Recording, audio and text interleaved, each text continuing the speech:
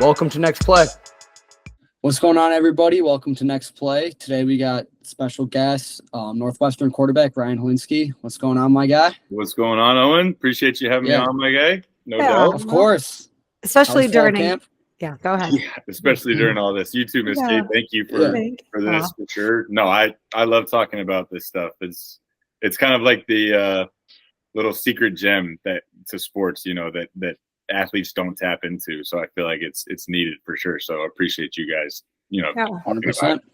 Glad to have you. Yeah, and thanks so much for agreeing. And I want to let our listeners know, kind of introduce you a little bit, your accolades. So bear with me as I. Oh man, you got it. I know every athlete does that. I know. No, it's all good. It's all good. Okay, originally from California, you have that Cali energy about you. That's a compliment. Thank you. Went to University of South Carolina for 2 years. You were the starting QB in 2019 after the original starting QB was injured. Bummer for him. You transferred after the 2020 season, and you are at Northwestern, been there since 2021, majoring in broadcast journalism. So this is a little practice in that as well. You come from a football-centered family. Both of your older brothers played Division I college football as well. Yes, ma'am. Is that true? That is true. Kelly and Tyler both played. Both were absolute units too. I loved watching them play. I mean, Tyler is 8 years older. Kelly would be 9 or is 9 now. So just like growing up watching them play was like, I mean, they've provided everything for me. They paved the road. Like I just picked up a football as soon as I came out the womb, basically, and then I was a quarterback. Were they both quarterbacks? Both were quarterbacks, yeah. Oh, yeah. Yeah, so all 3 of us were quarterbacks, and like to fit in or to connect with them, I was like, okay, I'll play quarterback, and then they were just so good at it, and they loved me so much that like I just got poured into by them and my parents. So like it's been a long journey for sure, but I'm thankful for it. So that's kind of where it started, but you were a 4-star recruit coming out of high school. So even though your brothers brought you into it, clearly you have some incredible talent there. You don't just they don't give you that 4-star, rating unless you're legit. They don't just hand that out. I know. Right. You received offers from 30 teams and accepted the scholarship, like I said, South Carolina. Started in 11 games your freshman year, completed 58.1% of passes and finished with 11 touchdowns. And you helped them set a school record of 775 yards of offense and a school record of 493 rushing yards. Did you get beat up on that? The running? I don't think I had any of those rushing yards. It was all passed. I was excited about like that year. Only stat I cared about that year was just like consecutive or it was like single season record for consecutive passes without an interception. And then my first interception came on a tip, like right through our receiver's hands. And then I was like, I can't count those. Yeah, so it's just the way the game goes. No, that was a fun game. I remember that game. That was against Charleston Southern at the total yards game. And that was my first start, actually. Really? So it was. Yeah. How was that? Because did you know you were going to start that game or like? Yeah. You said bummer for that guy. Like Jake Bentley was the guy. Absolute great guy. He had been there playing for a long time. His dad was on staff. He was I think he was our tight end coach at the time. He had a brother-in-law or a half brother that was on our strength and conditioning staff too. So, I mean, he was poised to have a great season. He was a 5th-year senior or he was a true senior maybe. And played North Carolina at Bank of America Stadium up in North Carolina. And I was like, okay, first of all, first game in the Panther Stadium is dope. Like, that's sick. Yeah.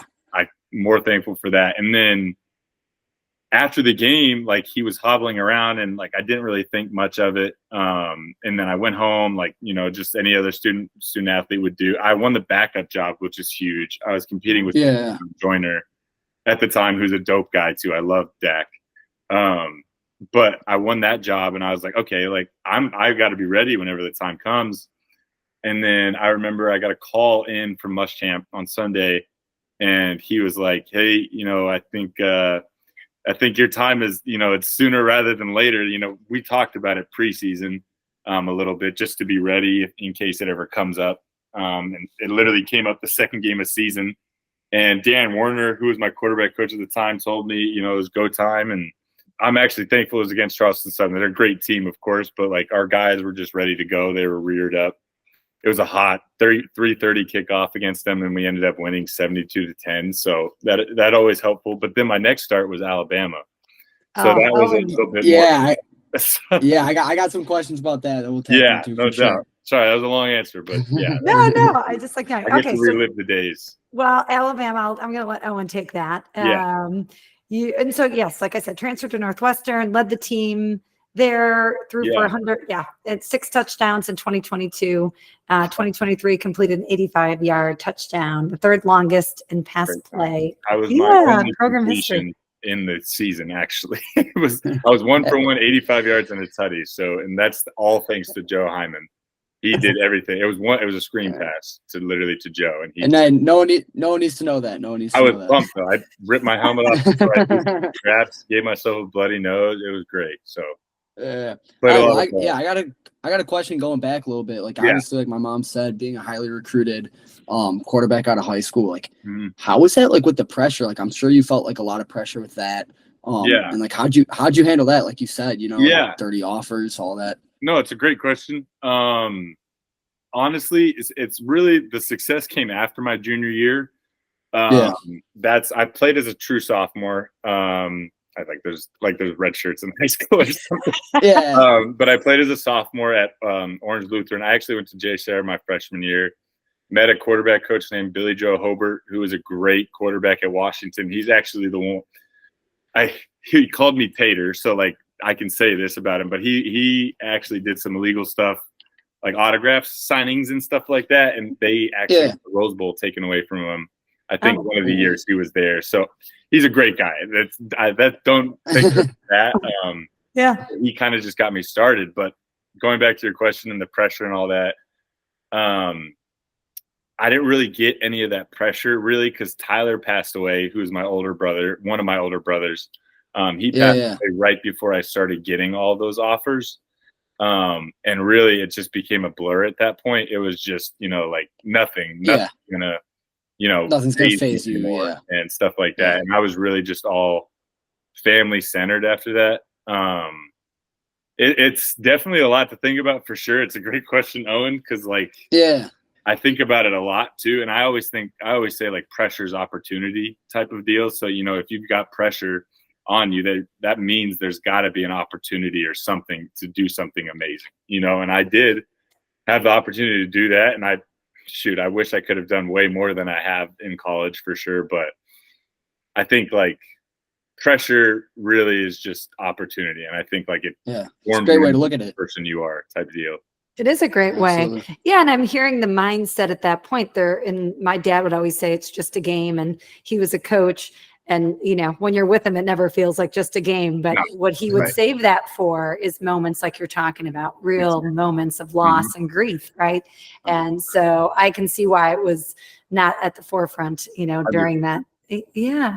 Because, pressure for me in 5 years or however long it's going to be paying mortgages. It's going to be getting a job. It's going to be doing this and that. And it's just the real world. Like, this is just the game type of deal. Of course, it's life.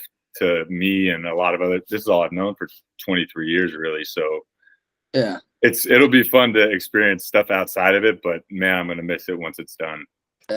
So how did you then, Ryan, decide on, given kind of the heaviness during that time, how'd you decide to pick on South Carolina and to go there? No, that's a good question. It was actually Washington State was a school that Tyler went to. The Cougs. We love the Cougs. We actually play Washington at Washington, so that's going to be. My mom's not going to that one. My dad is, because that would just be too tough. But we were a West Coast family. We grew up all over there. My parents have been to every single Pac-12 stadium. I've almost been to every Pac-12 stadium. I think it would have been really cool to play at Stanford or like Washington State and then carry on Tyler's legacy. But I kind of just thought to myself, okay, I don't think my parents really want. I don't think they could go through that. I don't think it'd be hard for them to get games. It'd be hard for my oldest brother, Kelly. I mean, they were a year apart. So I really was like, okay, where can I start early, play early, but also like being a community that cares about my family.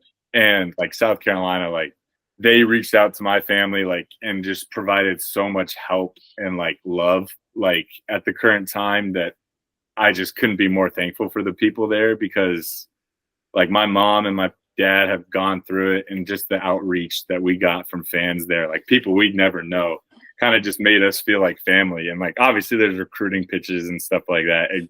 It flips pretty quick once you step onto campus, coaching wise and like all that stuff wise. But the people there never changed. Like they still haven't changed. Like they still reach out about Hilinski's hope, say they miss me playing at South Carolina, all this and that. So I really think it just comes down to what I wanted for my family and like what I also didn't want for them, type of thing. Sure. And then playing time was a huge thing too, I think. Because Jake was going to be gone after that year that he got injured. He left anyways, but it was a lot decision. And then actually, side note, sorry, this is a long story, but like we love it. I have right here, you can see it's a lighthouse, right? It's where we spread my mom's ashes, and then it's where we spread Tyler's ashes in Hawaii. And at the time, I actually committed at that lighthouse. Like I called Coach Werner and I was like, hey, like I felt something clicked inside, or I was just like, okay, that's the school I got to go to. So ever since then, I just kept going, you know? Yeah. That's a good story. It is a great story. Owen loves tattoos, and we talk about them in the way of like what they symbolize in the story behind him. And lots of athletes use, you know, that as kind of motivation, whether it's, you know, 100%. In the form of a story or mantra or whatever. So, 100%. All right, I'll let you ask about Alabama. I got to jump ahead. to it. I got to ask about Alabama. Like, let's do it. How was that before the game? Like, you got to be nervous before. Yeah, dude. I mean, the last time that Bama had lost was in 2010, like in the SEC East, was in 2010 against South Carolina. They were playing Steven Garcia, Alshon Jeffrey, Marcus, like all these dudes on deep, Stephon Gilmore. And it was at Williams-Brice at 3:30 on CBS kickoff. That was in 2010. So our game was at 3:30 on CBS. Like we're about, this is my second start. So like everything's buzzing. Everybody's buzzing around the city. Darius Rucker's in town. He has a concert. He invites me and my family. My family goes. I can't go because it's obviously it's game week. I'm not going to go to a freaking concert during this week. But honestly, like I was just so locked in on like, I've learned a lot through my journey, but I was so locked on just like us in South Carolina rather than Alabama. Like if I thought about the big name, if I thought about Nick Saban being on the sideline right next to me as I'm saying hike or clapping my hands, like I would just freak out. I would start to panic, you know, stuff like that. So I kind of just focused on what we needed to do. It was hard once you step out onto the field and do it, but like all it comes down to is like do your job, you know, just do what you got to do. You got to throw the ball. You got to do this and that. But I will say, like running out there in that tunnel, like. And seeing Nick Saban on the sideline across from you was surreal. Like that was just, and then going and throwing for 60 times and 330 on him was pretty sweet. I was gonna ask about that. Like that, a good feeling. That's I'm still sick about that game, honestly. Because we had a drive right before the half where we could have tied it 21-21. And I overthrew a freaking corner route. It literally hit his fingertips, and I overthrew it. But I still think about it to this day. Like we could have had him at some point, but just Tua and Najee Harris and all those guys. Yeah, it's ridiculous. So, but it was freaking. Did you take any big hits that game? Oh yeah, I took a couple big ones, but honestly, like it makes it better when you complete the ball. It doesn't feel as you completed or throw a touchdown, but I definitely got my noggin rocked that game a couple times for sure. So what did you, that's always hard to watch as a mom, by the way. And so when you say locked in, did you have, you know, sort of practices that helped you do that? You know, that's language, you know, Owen would use, and I could see it when he would play. I'd be like, oh, he's locked in. But were there some sort of like preparation that got you there, whether it was the way you talk to yourself or whatever it might be? Yeah, I think, well, first and foremost, I think, again, it goes back to like Tyler and stuff like that. It just dumbs it down. Not dumbs it down. It just make the game simple. Or Coach Lujan, our new OC here, has like a good analogy. He says "kiss," like he said, "Keep it simple, stupid," and that is basically like basically what I was thinking at the time. I'm a freshman. I all I have to do out there is go out and do my job. And I think thinking back to myself, like making the moment smaller around me, like I just thought about what I needed to do, my job, keeping it simple, stupid. And then there's also like breathing techniques I used that were huge. Doc Jen Schumacher is a great resource here at Northwestern for us. And we have this thing called like the reset routine, like your whatever you need to do to get back into your state of flow. Like, because I couldn't remember any of the passes I threw that game. I could not remember any of those, but I do remember the one because I watched it on YouTube, that corner route that hit his fingertips. But the reset routine and these breathing techniques is what you would do is like, say you get out of a funk, say you throw a pick, say you're just not locked in. What I would do is I'd take my helmet off because it would make me feel like, okay, I'm stepping out of my uniform for a second. I'm just going back to me. And then I'd find like a spot somewhere in the stands, whether that be my mom, my dad, Kelly, or if it was something on the scoreboard or something like that, I would find a specific spot, stare at it, and then I would do a 4-6 breath, basically. Yeah. So it'd be in for 4, out for 6. And I literally did that a couple times, like 6-4 or 4-6, like a couple times, and I was immediately like back into it. And then there was another one that I developed eventually where I just start touching my tattoo.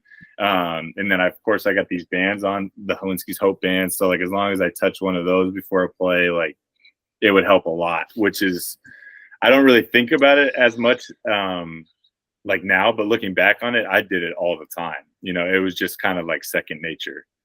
Yeah, intuitive to you. We talk all the time as mindset coaches around using your senses as a way to come back. And a lot of athletes, if you watch them, they do it sort of like you're saying without thinking, but 100%. It's just a way, right, to like get out of your head and into to ground you a little bit, remind you that, it's just the game type of deal. Like you still smell the trees down the road, you know, you still see the blue sky, like nothing's changed. Right. You know, so it's good. For sure. Okay. Well, speaking of change, you led that nicely for me. How mentally is the shift from being, the guy on the field, the starting QB, to transferring and, the head shake already, where I'm going. Yeah. What's that like? Because every athlete at your level is used to being the guy, right? And so, 100%. I mean, true freshmen coming in are used to being the guy in high school. That's their town, everybody knew them. They're the guy, they're this and that. And then you get to university, there's a bigger, badder wolf. And like, honestly, like transferring from South Carolina to Northwestern and going up through my ups and downs here for sure has been so tough. It's been extremely tough, to be honest. That's honest. I love the honesty. Like, recognize yourself as a person outside of your sport. It's just what you do. It's not who you are. Like, that's easier to say out loud. I still don't know. Like, I'm still working on finding out who I am as a person completely and fully. Because football, I mean, this is all I've done. This is all I've known. My brother's the same way. It's all my parents really kind of they've done a lot for me through this whole process, but it's kind of all they've known. And they just want us to do what makes us happy, of course. But the transition has been extremely difficult. And I've had to lean on a lot of people in my life, like obviously my family, but I always say, like, even Jesus needed help carrying his cross, and Simon helped him. So like, I think it's just huge that people should recognize, like, hey, you're more than just a sport, like you're only 1/4 of the way through your life, and you're panicking because, your sport's like you got a family ahead, you've got a job ahead, you've got like so much life ahead. Obviously it's a great time to be alive right now, for sure. Not saying it's not, but it's just the perspective. Yeah. Okay. Yeah. How's that mindset though? Like being a backup, obviously, versus, you've been a starter, like going into the games, is it tough? It's got to have some challenges, like being the backup, just like, I have no idea when I'm going to get tossed in here. Like it might be, next game, it might not be the entire year. Like, how is that, like, staying ready? 100%. I think that's like, again, it comes back to leaning on others. Like the there's a teammate I had when I first got here, and I was a backup. And I was like, dude, like, I'm not locked. You know, I'm just this or that. Actually, I redshirted, and I ended up still playing that year.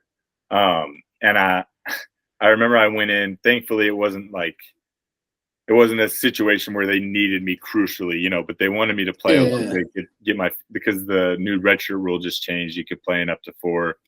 And I remember going, and I was just embarrassed by my performance. Like, I was just sick to my stomach, it wasn't that bad. I didn't throw like 3 picks or something like that. But like I just had MAs and like a ball location, like stuff like that. And I was like, dude, like that is something I never want to happen again. You know, like, especially if the guys around me are relying on me, like something bad goes down and you're the backup and you haven't been working or locked in, like people are going to see that, you know, people are going to notice. And then that chance, that one opportunity that you had, you know, is going to slip away and you might not ever get it again. So I think like that's a way to look at it. Obviously that's a little bit more fear tactic wise, but then going back to like the teammate, like one of my teammates, I was like, I need your help to keep me locked in. And so we just went over film like every week together and we just talked to each other positively. Because that was one thing like I wasn't good at was positive self-talk. I'm still not good at positive self-talk, but like it is life-changing. Like when you go from negative self-talk to positive self-talk, like it helps so much. And it just actually, it kind of just happens naturally, become a better person or the person you're talking yourself to be. Long-winded answer, but there you go. And I appreciate that one for sure. Yeah. I could have used. It's tough to stay locked in, bro. Like I couldn't. I still having trouble with it sometimes. You know. There are certain games like when I played basketball back then. Like if I was coming off the bench, I'm like it's 6 minutes in the game. Like I can't. I can't even. I'm not locked in at all. But you have no idea what could happen in those. You know, those 6 minutes or whatever it is. Yeah, exactly. I'm with you, bro. For sure. Don't you think, and also there's a parallel, I feel like, when you add more things to your life, right? Your identity, like you saying, like being all football. For Owen, it was all basketball. And I watched that for him too, when he stepped away from the game and how there's this like a little bit of a crisis, you know, that. 100%. I mean, yeah. 100%. It was a big crisis. Yeah. No, identity change for sure. I'm with you there. I mean, I don't know what's going to happen after this year, but like this is my last year of college football. So like it's either I try for the NFL, I try for overseas, I try for the CFL, I try for whatever it is, or I move on with my life and I figure it out. Yeah. But like that's definitely something I've been trust me, I've been thinking about for years and stuff like that. So it's definitely something, you know, it's hard to go through, Owen. So I appreciate you sharing that, bro. Yeah.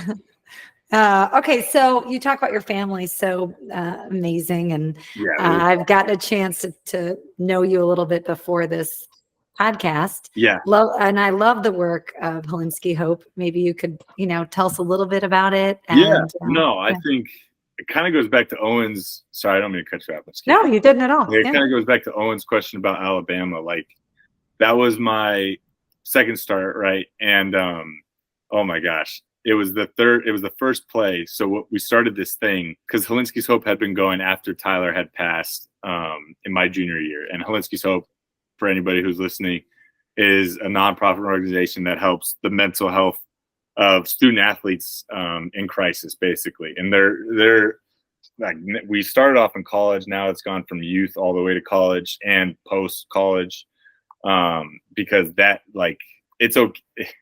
To help student athletes realize that they're not Superman, that they bleed the same color blood that everybody else does.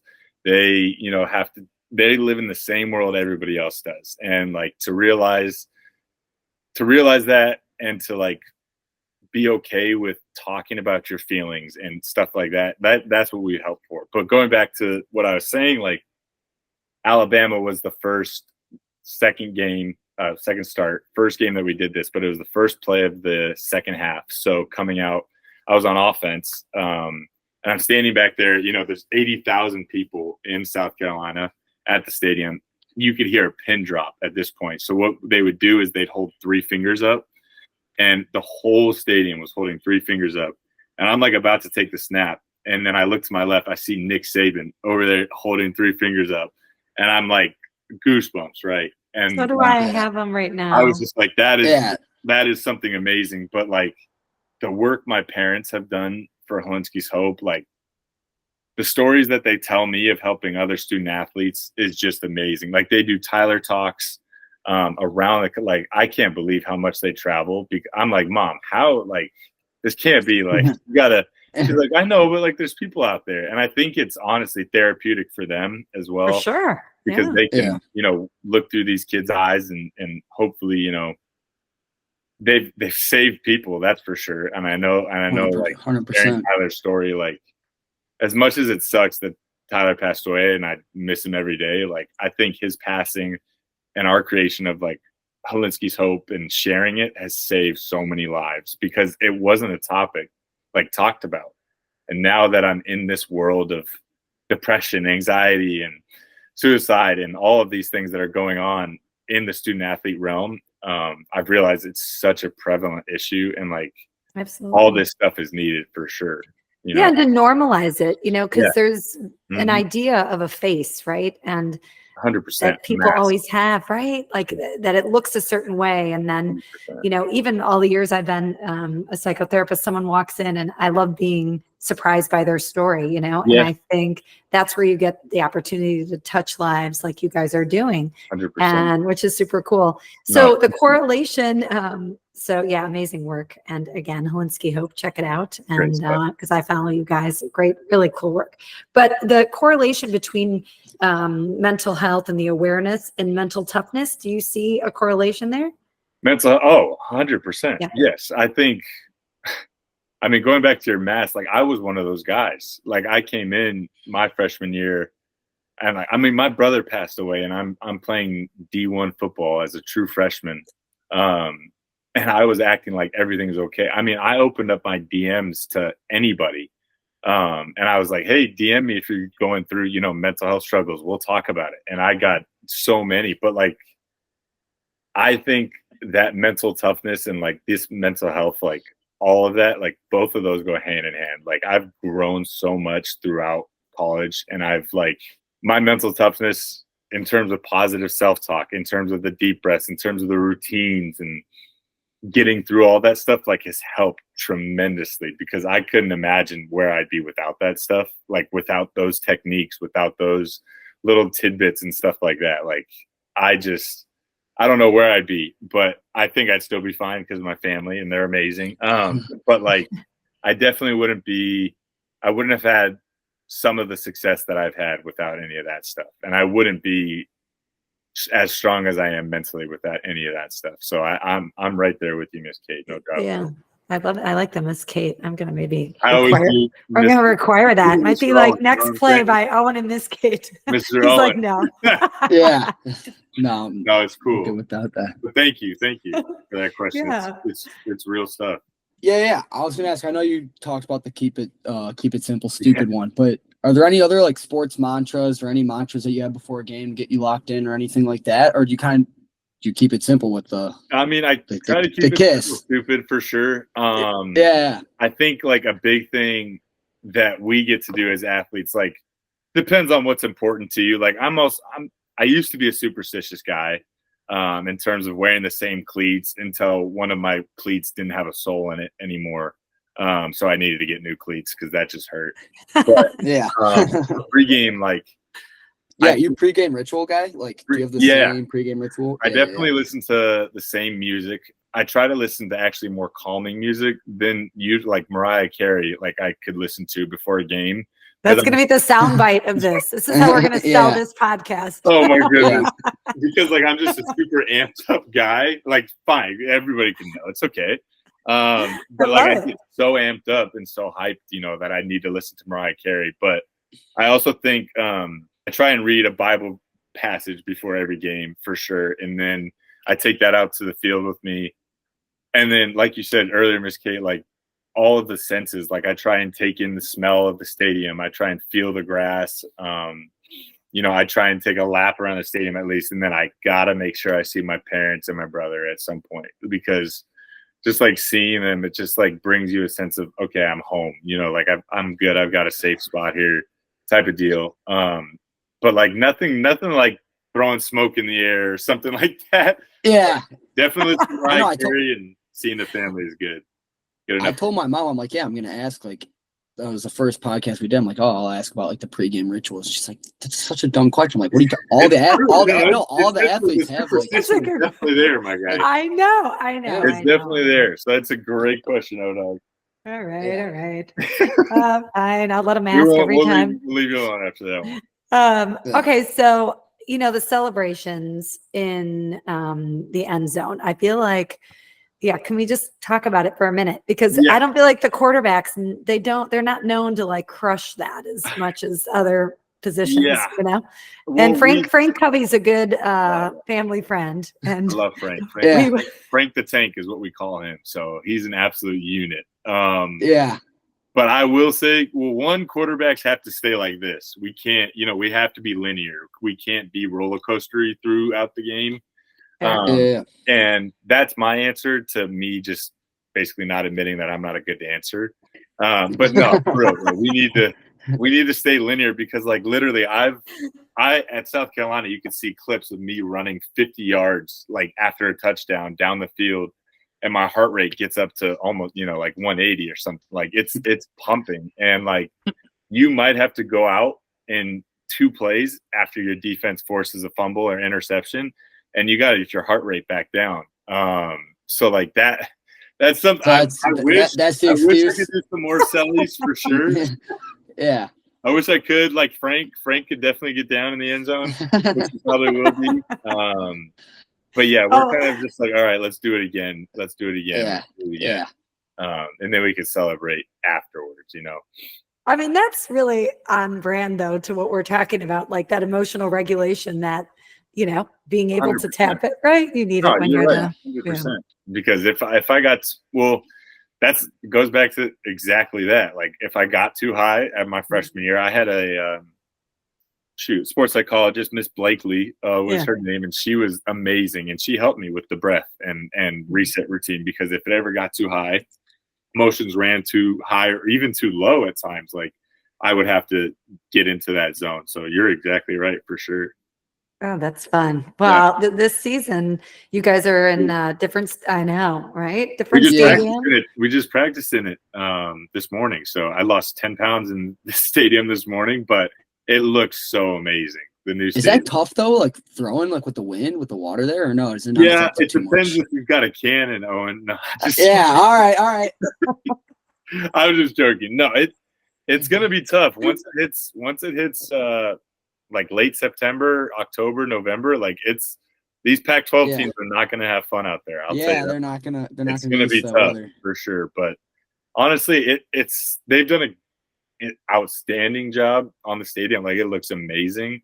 We rarely ever feel wind. We get a slight breeze every now and then, which is, but I mean, I rarely think about it, to be honest with you, because we practice there. I mean, all throughout the off season and stuff like that, and we throw out there, and if conditions call for wind, then you might just have to check it down or run the ball. So that's just how the game goes. Yeah, that's the thing with football. Like you're playing in so many different elements, and I think it's not talked about. Well, I'm a Green Bay Packer fan. We're always going to get that in there. We're always weaving in that in. But playing in different elements is also, I mean, talk about mental toughness. Is like throwing a cinder block. Like it's like you have to be a special quarterback to throw a football in the snow or the cold, because it is literally like you're pushing a cinder block out of your hands. Like it's hard. So we have gloves. We do certain things. And at the end of the day, you just got to hold on to the ball. Don't turn it over, and you'll be just fine. That's fair. I think everyone's so excited for football this time of year. Everyone's just like, let's go. Let's do it. Right. I can't wait. We're pumped. You guys, we're so excited. Miami, Ohio. Yes. First week. And they're no joke. I mean, they're obviously no joke. They know what they're doing. They're a great football team. They've got a lot of great defensive players with a good scheme, and they'll be good. So we're ready for them. All right, we'll let you go here in a minute, but I love knowing, like, do you have, when I talk to athletes about visualization, we often say, like, what's your highlight reel, right? That's like an easy one for athletes to pull up. So, you kind of touched on a little bit. I'm guessing it, might be Alabama, but I don't know. Like, if you are laying in bed and you're trying to pull up, your highlight reel, what's number one on there? Immediately, first of all, I'm thinking about teammates. Like, I'm thinking my highlight reel consists of me going over to their house, me going to Portillo's with them, like getting food after a game, me, them coming to the apartment after a game and just shooting the stuff. And just like that's my first highlight reel, because like that's cool. You can't get, especially the guys at Northwestern, you can't get these guys anywhere else. Like, they're just amazing human beings.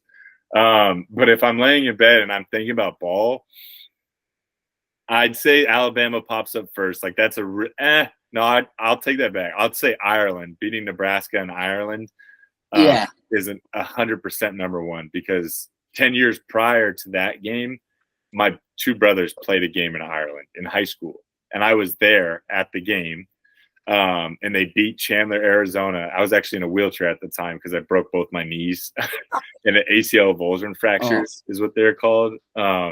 I was just growing too fast, and my muscles were too strong at the time. So, like, they weren't that strong, Owen, I'll tell you that. My bones were that weak, type of deal. But I would say, like, that's number one for sure, because, like, being able to see the same things you did, 10 years later, being able to win that game for Tyler and my family, there's nothing that beats that, to be honest. I can't even begin to, like, explain it.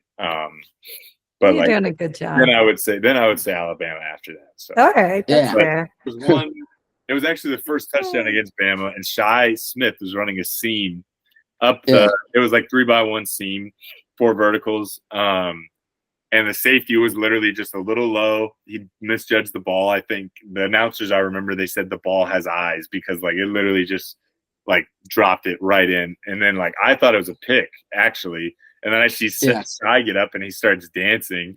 And I'm like, oh, my God. And I just ran down there.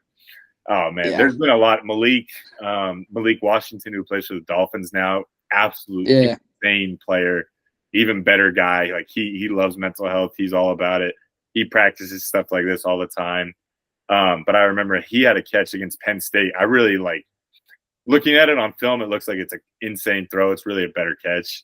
But, like, it was an out route, so he's supposed to be going flat. I threw him high, and he caught it. And it was just, like, from the left hash, like, 40 yards down the field to the opposite sideline. And, like, that's a big boy throw for anybody. So, right. Like, there's definitely something like that.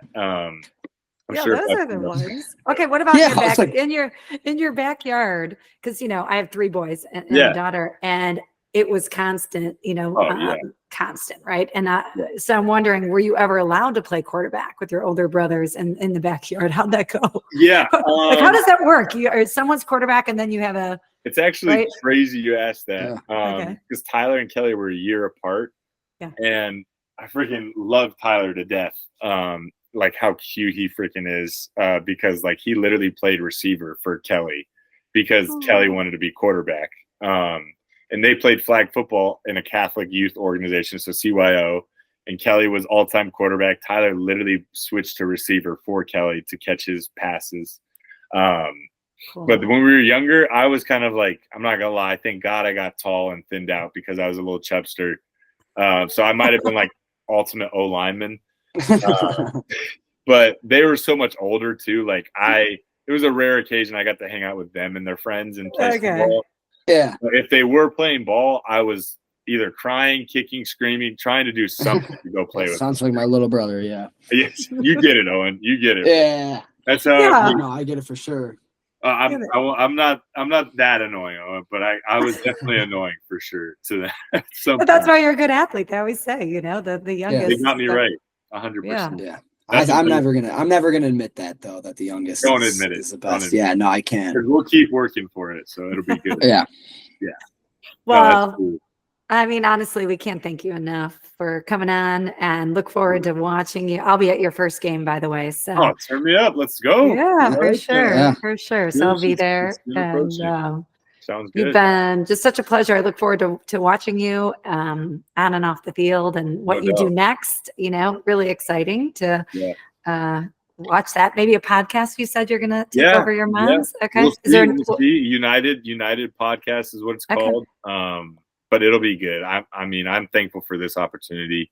You guys being able to just talk the stuff, and this stuff is important. Like it really is, and it'll help a lot of people. A lot of other student athletes could get a lot from this too. And I just appreciate you guys being so cool about it and taking the time for sure. Thanks, Owen, and thank you, Miss Katie. Of course. Oh, thanks so much, and join us next time on Next Play for another athlete and more tips like Ryan so graciously gave around mindset. And if you're interested, please check us out at Pure Sports Mindset on both Instagram or online. And we'll see you next time. Thanks, everybody.